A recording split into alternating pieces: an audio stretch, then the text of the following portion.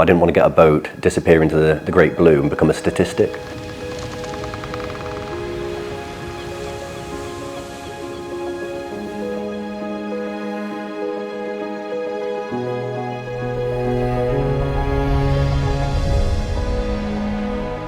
My name's Jason Jameson. I'm from North Yorkshire, Catterick Growson, and I was in the EOD in the military.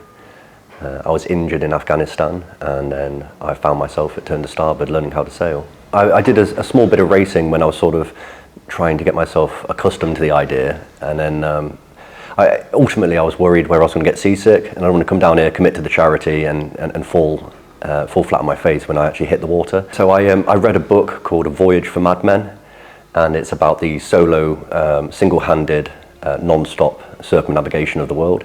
From being in the military and being in bomb squad specifically, I felt that I was kind of like a thrill seeker, and after being injured, that all kind of sort of petered off.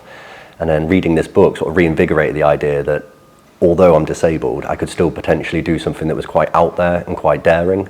As a promise to my late mother, I promised that I would get qualified before going off around the world. As such, she was worried that when I first told her about the idea, it kind of made her feel like maybe it was a bit of a suicide run, never been on a boat properly, and to sort of satiate her fears, I promised to do all the qualifications, and although she's passed, I still want to tip the hat to her and still go for the qualifications.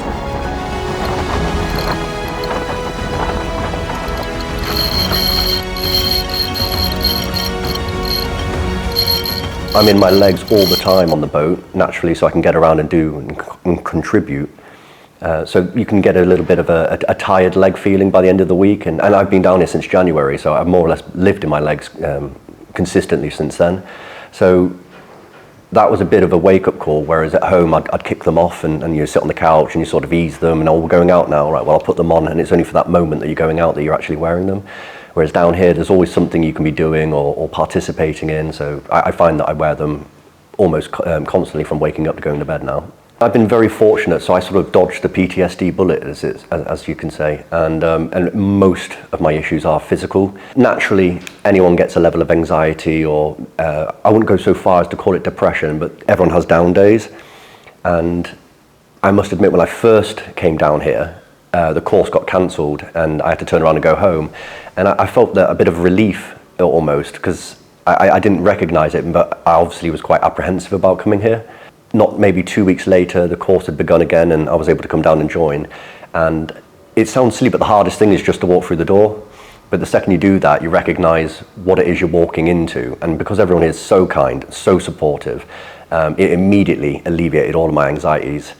Essentially, because they're not our boat, like my boat, it's the charity's boat. I've always been like overcautious when I'm steering it into a bay or just taking control of the boat.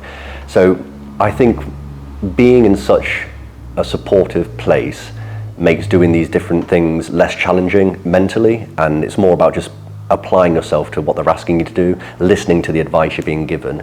Or considering I have no legs, it seems silly to say this, but I had the sort of jelly leg feeling where I felt, I would say maybe overwhelmed, but it's not one emotion that you feel. It's kind of like a conglomerate of negative emotions, so to speak. Whether it's anxiety, whether you're nervous, whether it's just general apprehension about, can I do this? Maybe have I bitten off too much here? But again, as I say, once you get in here and you meet the people and you're interacting and you're starting to learn the basic skills, it sorts to alleviate all of those problems. And as such, you can just sort of soldier on or really commit to what it is they're asking you to do. There's a lot to take on board, but it's done in such a way that it's never overwhelming. But until you do it, you don't really recognise that it can be mitigated, the overwhelmingness or the anxiety of learning a new skill. So although you don't need any qualifications to get a boat and sail around the world, my ultimate goal is to sail around the world. I'd like to do a circumnavigation. Rather than just setting out and doing a daring run, I'll be able to mitigate any dangers or take into account weather changes, and it'd give me the confidence that I'm capable. Well, ultimately, I'd like to maybe do a year's worth of volunteering, not only to build my confidence up, but sort of keep me in the environment. I've really gelled with the people here, so I really find myself wanting to stay. And so I'd do my best to volunteer. That would give me time to learn my own boat, Well, ultimately, I would like to keep my relationship with Turn to Starboard and maybe nurture it to some degree, maybe be able to contribute back. Having the Yacht-master is an accolade that I've now really focused on wanting to chase. And although that does work, that does open up job opportunities, perhaps. For me personally, I'm doing it for the safety aspect, so that I feel confident that I can take a boat out. And already in such a short time of being here, I've already gained an immense amount of confidence on the boat and discussing sailing related items and contributing to passage plans and ultimately I'd like to sort of consistently build on these skills. So I mean, in the future I'd like to, I'm not there yet, so I don't want to jump the gun, but I'd quite like to be an ocean master.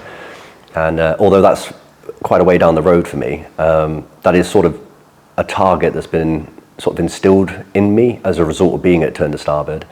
And it's little things like being out in the water, it sort of really localizes you to the event that you're doing in that moment. So you're not thinking about all the things at home or family situations or maybe where you've come from. You're very much in the moment of focusing on what you're doing. Oh, the only advice is to do it.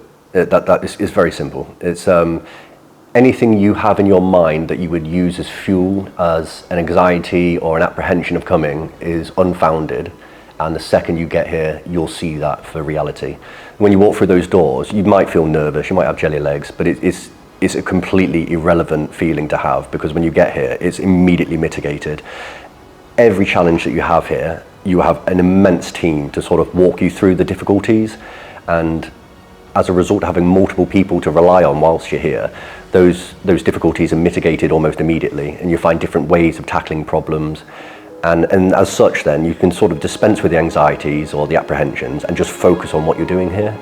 And you can really start to forget about all the different woes that you might have.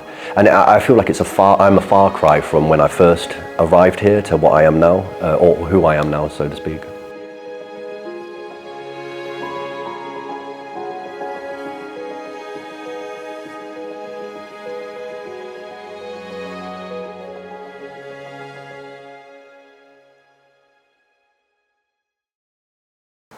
If you're a veteran and you're interested in sailing at Turn to Starboard, I suggest you click the link and come down. It's a fantastic experience.